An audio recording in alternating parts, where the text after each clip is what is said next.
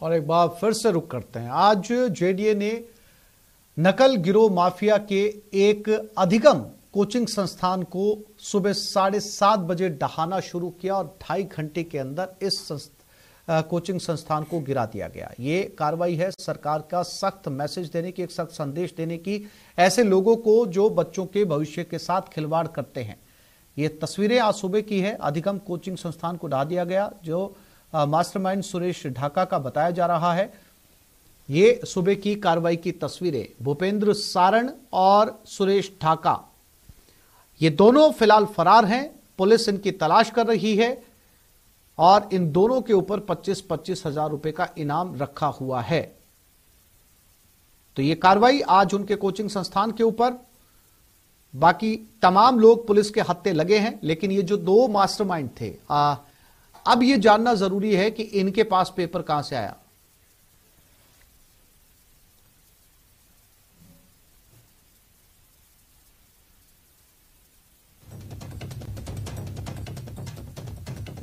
तो नकल माफिया की अवैध बिल्डिंग पर बुलडोजर चला है और मास्टरमाइंड सुरेश ढाका, भूपेंद्र सारण की कोचिंग को ध्वस्त किया गया है। जेडीए प्रवर्तन दस्ते की यह बड़ी कार्रवाई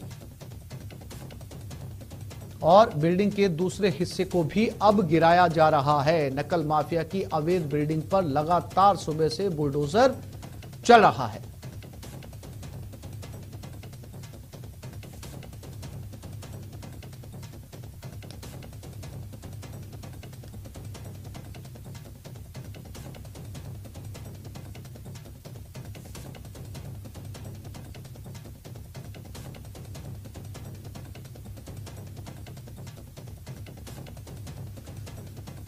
और इसी खबर पर एक बार फिर से रुक करते हैं। हमारे संवाददाता रोशन शर्मा ग्राउंड जीरो से हमारे साथ लगातार लाइव से जुड़े हैं।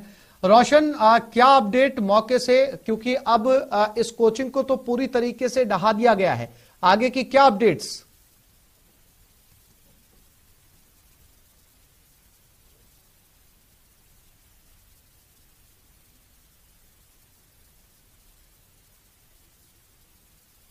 रोशन, मेरी आवाज मिल रही है आपको?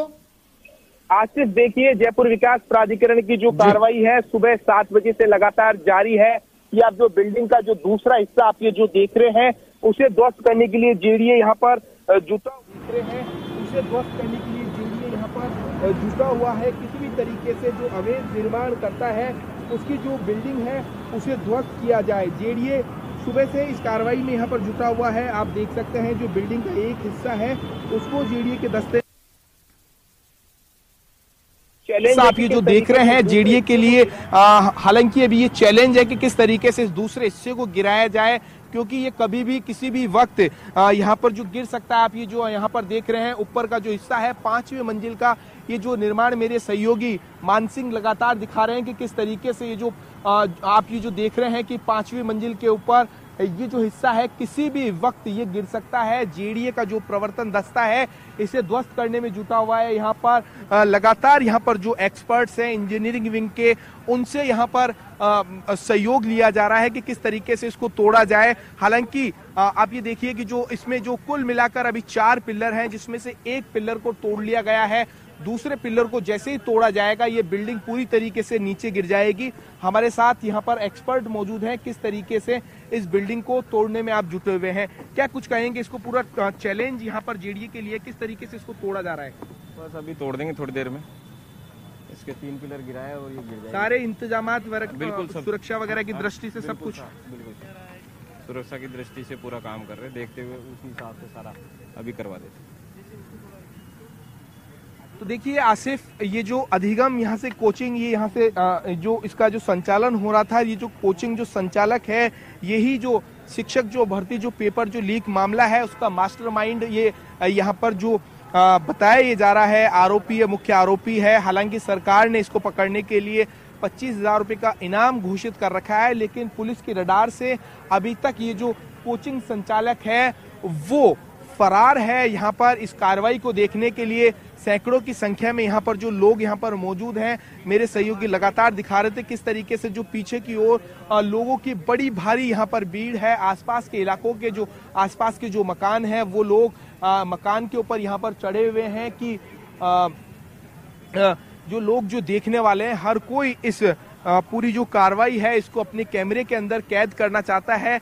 आसिफ, अभी कुछ पल के लिए जो कार्रवाई है इसे रोक दिया गया है क्योंकि बिल्डिंग कभी भी गिर सकती है। ये जो इस बिल्डिंग के जो 4 पिलर हैं इनमें से 2 पिलर जैसे यहाँ पर पूरी तरीके से टूटते हैं तो ये बिल्डिंग नीचे की ओर आ जाएगी। तो एक्सपर्ट्स इसको किस तरीके से गिराया जाए, क्योंकि एक और यहाँ पर जो कार्रवाई के लिए पॉकलैंड मशीन है वो चढ़ाई गई है, दूसरी ओर जो कॉलोनी का जो इलाका है, हालांकि इसके पीछे की ओर जो मकान है उनमें जो रहने वाले लोग हैं उन्हें खाली करवा दिया गया है और अब ये प्लानिंग की जा रही है कि इस बिल्डिंग को किस ओर गिराया जाए। ये जेडीए के लिए बड़ा चैलेंज है। जो प्रवर्तन जो शाखा है और जो पॉकलैंड जो मशीन के जो ड्राइवर वगैरह हैं वो यहाँ पर जुटे हुए हैं। अभी यहाँ पर जो जेडीए ने यहाँ पर जो कटर मशीन वगैरह, ये जो लोहे के जो तमाम जो रॉड वगैरह है इनको काटने के लिए यहाँ पर टीम यहाँ पर आई है।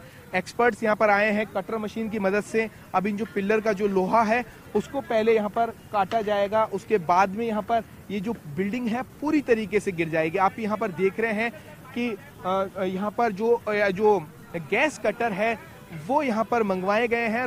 ये जो बिल्डिंग के जो पिलर हैं इन्हें काटने के बाद में बिल्डिंग पूरी तरीके से नीचे आ जाएगी। यानी कह सकते हैं कि जो अधिगम जो कोचिंग था, जो उसकी जो जड़ें थी वो जेडीए ने हिला दी है। ये जो बिल्डिंग जो देख रहे हैं उसको पूरी तरीके से नेस्तनाबूद कर दिया है। ताश के पत्तों की तरह इस बिल्डिंग का जो आगे का हिस्सा है वो धराशायी हो चुका है। जो पीछे का भी जो हिस्सा बचा हुआ है इसे जेडीए के जो अधिकारी हैं वो यहाँ पर इसको तोड़ने में जुटे हुए हैं। किस तरीके से यहाँ पर ये जो किया जाए, मेरे सहयोगी से मैं कहूँगा कि यहाँ पर एक और वो तस्वीरें दिखाएं। यहाँ पर जो अधिगम इंस्टीट्यूट के जो नोट्स हैं, जो किताबें हैं, जो इसकी ये वो हैं, वो यहाँ पर बिखरी पड़ी है।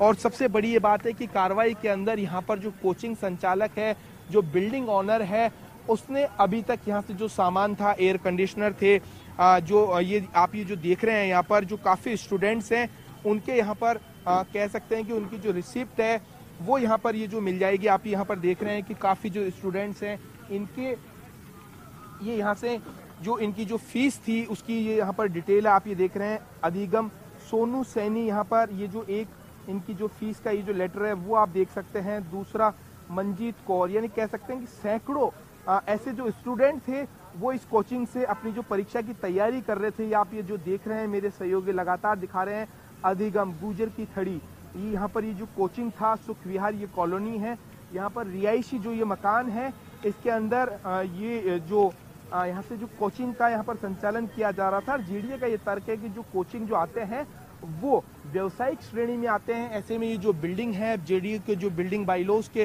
विरुद्ध ये यहाँ पर जिसका निर्माण कार्य यहाँ पर किया गया था, इसकी जो बिल्डिंग के निर्माण में किसी भी तरीके की स्वीकृति नहीं ली गई थी। ऐसे में पूरी बिल्डिंग को जेडीए ने अवैध करार दिया। जेडीए बिल्डिंग बाइलॉज के तहत इसे नोटिस दिए गए। जेडीए के जो मुख्य नियंत्रक प्रवर्तक रघुवीर सैनी, उनका ये कहना है कि नियमों के अनुसार की जा रही है। जेडीए की जो बिल्डिंग बाइलॉज की धारा है 32 और 72 के तहत इसे नोटिस दिया गया था। और जेडीए ने ये भी कहा कि जो बिल्डिंग का जो कुछ हिस्सा है वो सड़क सीमा के अंदर था और जो आधे से ज्यादा जो हिस्सा है वो जो फ्रंट सेटबैक है, साइड सेटबैक है और जो रोड कॉर्नर प्लॉट है, ऐसे में जो रेडियस जो लगना चाहिए जो बिल्डिंग बाइलॉज के अकॉर्डिंग उसके ऊपर भी एनक्रोचमेंट था। ऐसे में इस बिल्डिंग को तोड़ने का, ध्वस्त करने का निर्णय लिया गया। हालांकि आधे हिस्से को यहाँ पर तोड़ा गया। अब जो आधा हिस्सा है वो काफी जो गंभीर है, कभी भी हादसा हो सकता है। ऐसे में इस बिल्डिंग के इस आगे वाले हिस्से को गिराना बहुत जरूरी है क्योंकि ये कभी भी अनहोनी हो सकती है। इससे किसी भी तरीके की जो जान माल का नुकसान हो सकता है। इसी को देखते हुए जो जेडीए की जो प्रवर्तन शाखा है वो यहाँ पर जेसीबी, पॉकलैंड और गैस कटर की मदद से ये जो बिल्डिंग का ये जो आप हिस्सा देख रहे हैं उसे ध्वस्त करने में यहाँ पर जुटे हुए हैं। आप जो यहाँ के जो कह सकते हैं कि जो मजदूर है वो गैस कटर की मदद से ये देख रहे हैं आप, ये यहाँ पर जो निर्माण है, जो तार है उन्हें काटने में जुटे हुए हैं। इनको हटाने के बाद में यहाँ पर ये जो पूरी जो बिल्डिंग का जो दूसरा हिस्सा देख रहे हैं, अभी भी जो 5 मंजिला ये जो बिल्डिंग है ये पूरी तरीके से ध्वस्त हो जाएगी कुछ ही देर में। आसिफ बिल्कुल रोशन, आपने बताया कि आगे का जो गैर कानूनी हिस्सा था उसे गिराया गया है बाय लॉज के मुताबिक, लेकिन अब जो पीछे का हिस्सा है उसे भी गिराने की कवायद शुरू कर दी गई है, क्योंकि अगर वो हिस्सा खुद ब खुद गिरता है तो आसपास की इमारतों को नुकसान पहुंच सकता है। तो जो पीछे का हिस्सा है वो कितना बड़ा है, कितने समय के अंदर उसे गिराया जाएगा, क्या कार्रवाई शुरू हो चुकी है और कौन सी तरफ या कौन सी दिशा में गिराया जाएगा? क्योंकि अगर आपने बताया पीछे की तरफ अगर इस बिल्डिंग को ढहाया जाता है तो दूसरे मकानों या संस्थानों को नुकसान पहुंच सकता है, तो क्या इसे उसी दिशा में गिराया जाएगा जहां पर पहला हिस्सा गिराया गया? बिल्कुल, देखिए जेडीए की कोशिश तो यही है, जो एक्सपर्ट्स हैं, इंजीनियरिंग शाखा के जो इंजीनियर हैं, उनकी कोशिश ये है कि जो आगे की ओर ये हिस्सा गिराया जाए। लेकिन जेडीए के लिए इस वजह से ये पूरा चैलेंज बना हुआ है कि एक ओर जो सकड़ा जो रास्ता है, पीछे की ओर रिहायशी मकान है और जो बगल वाली जो बिल्डिंग है ऑलरेडी उसके ऊपर जेडीए ने उस बिल्डिंग को सीज किया हुआ है। जो पूरा मामला है वो कोर्ट के अंदर विचाराधीन है, यानी जो बगल वाली जो बिल्डिंग है उसको भी किसी भी तरीके से, हालांकि अवैध है, लेकिन जो पूरा प्रकरण कोर्ट में विचाराधीन होने की वजह से उस बिल्डिंग को नहीं ध्वस्त किया जा सकता। ऐसे में जेडीए के पास एक केवल मात्र रास्ता बचता है, फ्रंट की ओर से ध्वस्त किया जाए। लेकिन फ्रंट की ओर बड़ी तादाद में मलबा यहाँ पर जो जमा हो चुका है, 5 मंजिला ये जो बिल्डिंग थी उसका जो मलबा है करीब 2 मंजिला इसका जो ढेर लग चुका है। और जो पीछे का हिस्सा है उसको गिराना इस वजह से जरूरी है कि जो उसका जो आधे से ज्यादा जो हिस्सा है वो डैमेज हो चुका है, किसी भी वक्त वो हिस्सा गिर सकता है, यानी जान माल का नुकसान हो सकता है। ऐसे में जेडीए कोई रिस्क नहीं लेना चाहता है, ऐसे में उस हिस्से को भी जेडीए की जो टीम है वो हटाने में यहाँ पर जुटी हुई है गैस कटर की मदद से।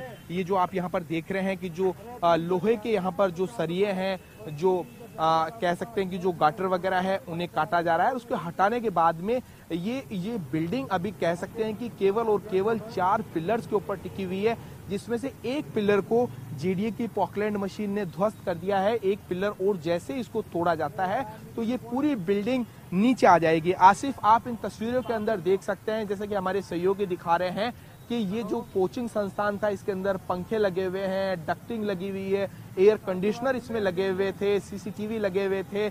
कोचिंग संचालक को किसी भी प्रकार से यहाँ पर जेडीए ने सामान नहीं ले जाने दिया।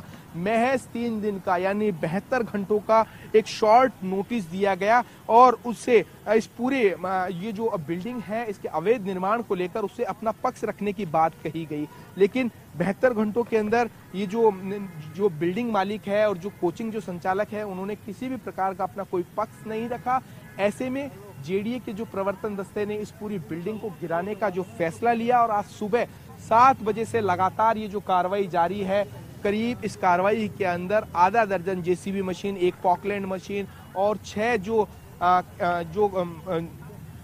जो लोखंडा हैमर मशीन है वो यहाँ पर ली गई। इसके अलावा सैकड़ों ट्रैक्टर, डंपर की मदद से ये यहाँ पर जो मलबा है उसे हटाने का यहाँ पर काम किया गया। और बड़ी यह बात है कि जो गोपालपुरा बाईपास का ये जो इलाका है इसे पूरी बैरिकेटिंग लगाकर बंद कर दिया गया है। यहाँ पर सुबह 7 बजे से ही जो ट्रैफिक है उसे डाइवर्ट किया गया है। किसी भी तरीके की कोई लापरवाही नहीं हो, कोई नुकसान नहीं हो, तमाम उन चीजों को ध्यान रखा जा रहा है। फिर एक बार फिर से जो कार्रवाई है वो यहाँ पर पॉकलैंड मशीन ऊपर की ओर जाएगी। जो अवैध यहाँ पर जो बिल्डिंग है उसे जो हटाने का जो काम है वो शुरू यहाँ पर हो गया है। जो मुख्य नियंत्रक प्रवर्तक रघुवीर सैनी खुद यहाँ पर सुबह से यहाँ पर डटे हुए हैं। यहाँ पर ये जो अवैध जो बिल्डिंग है इसे ध्वस्त करने में जुटे हुए हैं। इसका बिल्डिंग को ध्वस्त करने के पीछे जेडीए का और सरकार का उद्देश्य साफ है कि इस तरीके से जो पेपर लीक करने वाले जो मास्टरमाइंड है उनके ठिकानों के ऊपर, उनकी कोचिंग संस्थानों के ऊपर, उनकी संपत्तियों को किसी भी तरीके से नहीं बख्शा जाएगा। सरकार नियम अनुसार हर उस बिल्डिंग के ऊपर, हर उस निर्माण के ऊपर सख्ती से एक्शन लेगी। उसी का एक ये उदाहरण है कि जो 5 मंजिला ये जो बिल्डिंग थी इसे ध्वस्त कर दिया गया है। और ऐसा भी इस तरीके का पुलिस से ये इनपुट यहाँ पर ये जो मिल रहा है कि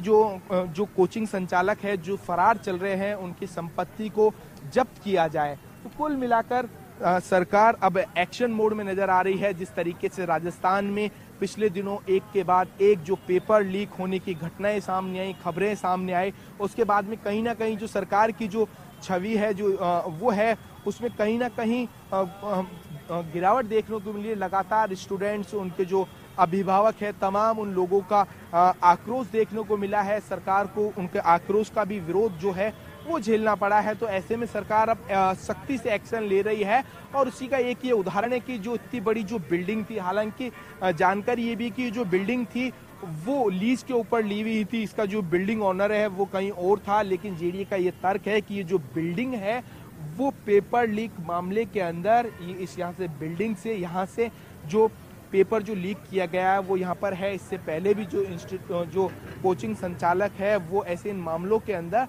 लिप्त पाया गया है और उसका कारण ये है कि ऐसे में ये जो बिल्डिंग अवैध है, ऐसे में नोटिस दिया था। जेडीए ने नोटिस देने के बावजूद किसी भी प्रकार की जो यहाँ पे जो मकान मालिक है, जो बिल्डिंग मालिक है, वो जेडीए नहीं पहुंचते हैं, अपनी बात नहीं रहते हैं। ऐसे में जेडीए ने इस बिल्डिंग को गिराने का निर्णय लिया और आप ये देख रहे हैं कि 5 मंजिला बिल्डिंग को गिराकर जेडीए ने बिल्कुल साफ और स्पष्ट यहाँ पर मैसेज देने की कोशिश की है कि इस तरीके से जो अवैध निर्माण है उन्हें किसी भी तरीके से नहीं बख्शा जाएगा। इन पेपर लीक प्रकरण में ऐसे जो दोषी हैं उनके खिलाफ इसी तरीके से सख्ती से कार्रवाई की जाएगी। आसिफ।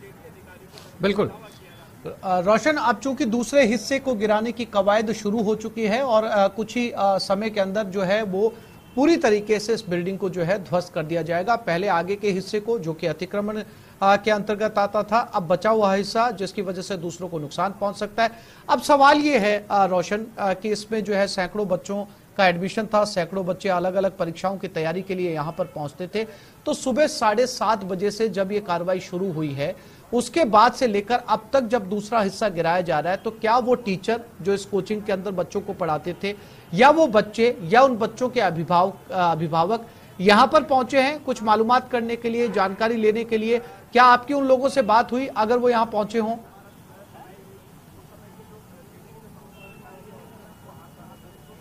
देखिए आसिफ, ये जो बिल्डिंग है इसके आसपास में जेडीए ने और जो पुलिस है उसने बैरिकेडिंग कर रखी है। यहाँ पे जो लोगों को आने नहीं दिया जा रहा है, केवल यहाँ पर प्रवर्तन दस्ते की और जो मीडिया के जो चुनिंदा लोग यहाँ पर मौजूद हैं। सामने की ओर अगर आप देख रहे हैं तो दूर से जो लोग, तमाम जो स्टूडेंट है, क्योंकि यहाँ पर इंस्टीट्यूट का इलाका है, वो लोग इस पूरी घटना को अपने फोन के अंदर कैद करने में जुटे हुए हैं कि किस तरीके से ये जो यहाँ पर जो कार्रवाई है वो यहाँ पर की जा रही है। सैकड़ों ऐसे स्टूडेंट हैं वो इस पूरे नज़ारे को अपने फ़ोन के अंदर कैद कर रहे हैं और हमने जब स्टूडेंट से बात की तो उनका ये कहना था कि ये जो कार्रवाई मात्र से ही तीसरी नहीं करनी चाहिए, गवर्नमेंट को उनके ऊपर कठोर से कठोर कार्रवाई हो, उन्हें सजा होनी चाहिए।